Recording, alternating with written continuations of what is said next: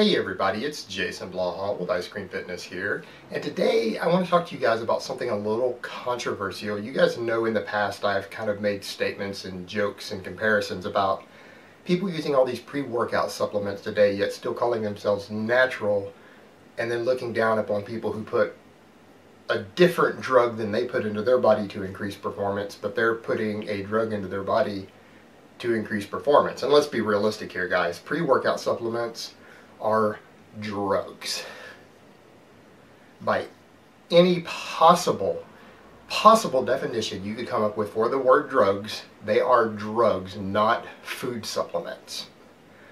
But the thing that gets me is that how many people are absolutely convinced that these pre-workout supplements improve their gains. And so my question for you guys would be, what specifically about these products makes you think that you have gained a single ounce of muscle over your training career by adding it in?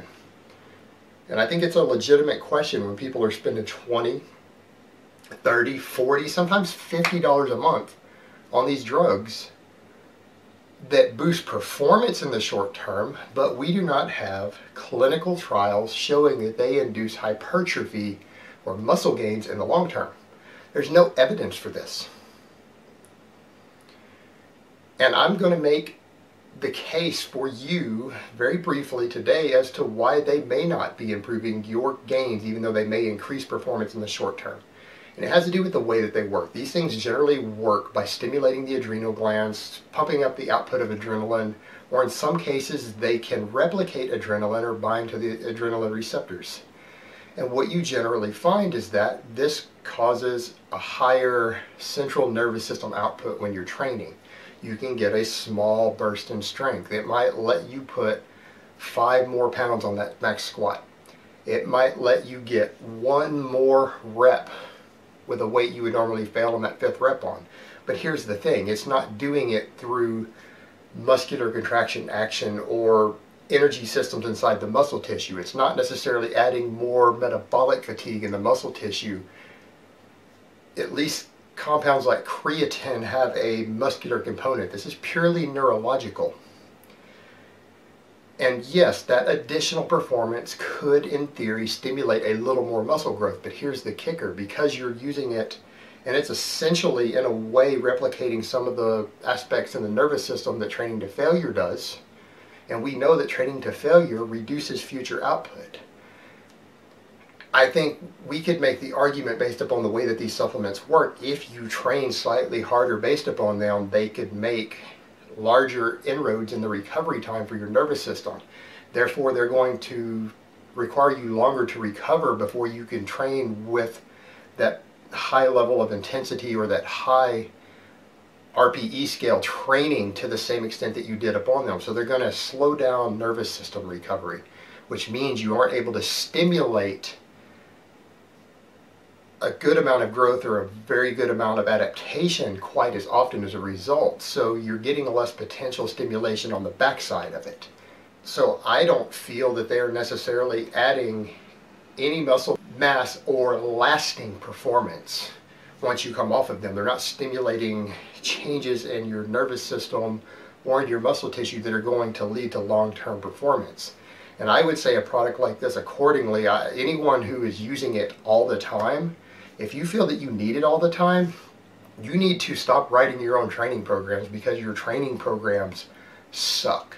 If you are not able to come in and train correctly and be properly recovered and be able to perform correctly every time you go into the gym without needing a stimulant, there is something wrong with your training programming. You're not doing your loading patterns right, your frequency is wrong, your total workload is wrong, or your deloads are wrong. There is something wrong with your training. And I think these pre-workout supplements are more popular because people are writing their own piss poor programs, or they're pulling programs out of magazines that are also equally fucking piss poor. And therefore you guys need something to boost you because you're not timing anything correctly in your training, and therefore you need something because your training sucks. Your actual program and the way that your training sucks, and you need something to help you get an edge.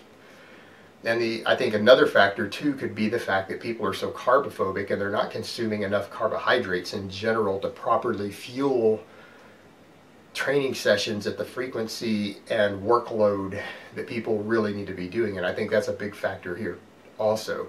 So I think those two factors are definitely playing a role in people's need and people feeling the actual use for these products.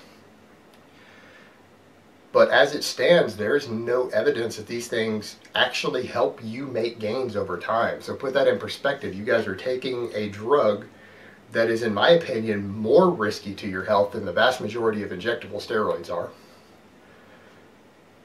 And they're expensive. Some of you guys are spending up to $40 or $50 a month on these pre-workouts that may not be giving you any gains. That could be as much as $500 or $600 a year that you're possibly just wiping your ass with and getting nothing but side effects and no lasting benefit. And even if I was going to take something to peak my strength, I would never do so in the middle of my training, other than maybe peak weeks. For example, if I was running like a 5-3-1 program, if I was going to use a drug to boost neural gains, but not necessarily hypertrophic gains, I would do it on week 3 and not on the other 3 weeks at all. It would be a complete waste of time. So you would use something like that 4 times per month. And anything else would just be stupid. I can't even see a training workload benefit to using something to stimulate neural gains for months on end in every single workout. That's just moronic. There's no point in it from a training programming perspective, even for a drug using athlete.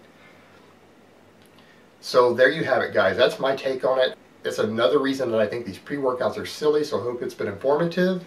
Let me give you guys a bicep shot before I go. And I will talk to you next time.